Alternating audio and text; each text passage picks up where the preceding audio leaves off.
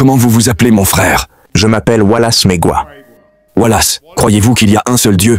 Je crois qu'il y a un seul Dieu. Croyez-vous que Jésus est Dieu? Je crois que Jésus est un messager et fils de Dieu. Messager de Dieu, correct. Messager de Dieu, et il est aussi le fils de Dieu. Fils de Dieu, signifiant messager, pas de problème, mais il n'est pas Dieu. Ma Bible me dit qu'il est le fils unique, engendré de Dieu, et c'est... Mais si vous lisez, comme je vous l'ai dit, frère Wallace, je vous ai dit que ce que vous citez vient de l'évangile de Jean, chapitre 3, verset 16, qui dit « Car Dieu a tant aimé le monde, qu'il a donné son Fils unique engendré. Quiconque croit en lui ne périra point, mais aura la vie éternelle. » Maintenant, si vous lisez la Revised Standard Version de la Bible, révisée par 32 érudits chrétiens, soutenus par 50 dénominations et corporations différentes, ils disent que ce mot « engendré » est une interpolation, une fabrication. Donc, si vous dites « fils engendré », c'est une fabrication. Si vous dites « fils de Dieu », signifiant un messager de Dieu, pas de problème, mon frère. Donc, si vous croyez qu'il est une personne pieuse, nous croyons fermement que Jésus, Isa, alayhi salam, était le bien-aimé de Dieu. Mais il n'était pas Dieu. Il était un messager de Dieu. Je me permettrai de ne pas être d'accord avec vous, Dr. Nike. Mais j'ai mes raisons. Bien que ce ne fût pas ma question, j'ai deux questions que je veux poser aujourd'hui. Oui, soyez le bienvenu. Posez votre question. La première question concerne, l'islam et le christianisme. Nous savons tous que le christianisme a commencé, ou, a débuté il y a 2000 ans.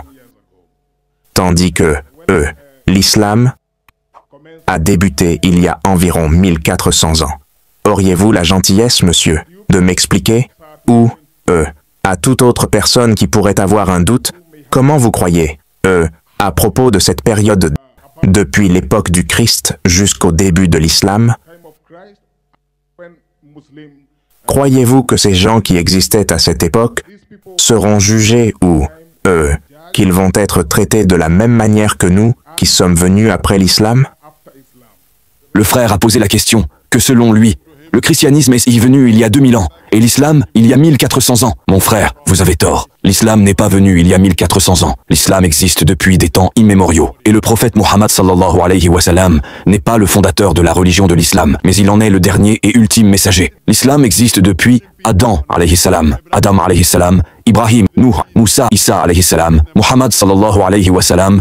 Que la paix soit sur eux tous. Vous avez donc une idée fausse, selon laquelle l'islam est apparu il y a 1400 ans. C'est totalement faux. Le Coran a été révélé il y a 1400 ans, mais l'islam existe depuis des temps immémoriaux. À l'époque de Moussa alayhi salam, si vous suiviez les enseignements de Moussa alayhi salam, vous seriez allé au paradis. À l'époque de Jésus, si vous suiviez les enseignements de Jésus-Christ, vous seriez allé au paradis. Aujourd'hui, vous devez suivre les enseignements du dernier et ultime messager, le prophète Mohammed sallallahu alayhi wa sallam. Et cela a aussi été signifié par Jésus, comme je l'ai mentionné dans ma réponse précédente, dans l'évangile de Jean chapitre 16 versets 12 à 14. Jésus-Christ dit « J'ai encore beaucoup de choses à vous dire, mais vous ne pouvez pas les supporter maintenant, car lorsque l'Esprit de vérité sera venu, il vous guidera dans toute la vérité. Il ne parlera pas de lui-même, mais il dira tout ce qu'il aura entendu. Il me glorifiera. » Donc mon frère, à l'époque de Moussa, alayhi salam, vous deviez croire aux enseignements de Moussa. À l'époque de Jésus, si vous croyiez aux enseignements de Jésus-Christ, vous suiviez l'islam. Moussa était le messager de l'islam. Jésus-Christ était un messager de l'islam, et le dernier et ultime messager fut le prophète Mohammed sallallahu alayhi wa sallam. J'espère que cela clarifie la question, mon frère.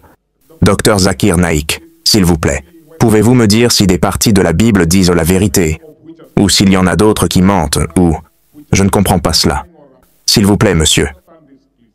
Vous avez demandé si vous pouvez croire que la Bible ment, dit la vérité, etc. Nous croyons que l'Injil, évangile originel, était le wahi, la révélation qui a été révélée à Jésus-Christ. Mais la Bible actuelle est un mélange. Elle contient une partie du wahi, donné par Dieu Tout-Puissant à Jésus, Isa, alayhi salam. Elle contient aussi la parole des prophètes. Elle contient même la parole d'historiens.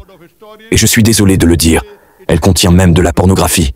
Je ne suis donc pas d'accord pour considérer que toute la Bible est la parole de Dieu. C'est un mélange. Ce qui correspond au Coran, je n'ai aucune objection à convenir que c'est la parole de Dieu. Mais la Bible contient même de la pornographie. Par exemple, Ézéchiel 23. Si vous me payiez même $1 million pour lire Ézéchiel 23, je ne pourrais pas le lire en public. Ce n'est rien d'autre que de la pornographie, n'est-ce pas, mon frère? Donc je ne crois pas que toute la Bible soit la parole de Dieu. La Bible dit que le prophète Lot, alayhi salam, a commis la zina, la fornication. Il a commis l'inceste avec sa fille. Je ne peux pas croire qu'un prophète de Dieu puisse commettre l'inceste avec sa fille. Par conséquent, tout dans la Bible n'est pas la parole de Dieu. C'est un mélange. Elle contient la parole de Dieu. Elle contient la parole des prophètes. Elle contient la parole d'historiens. Et contient même de la pornographie. Ma dernière question, monsieur.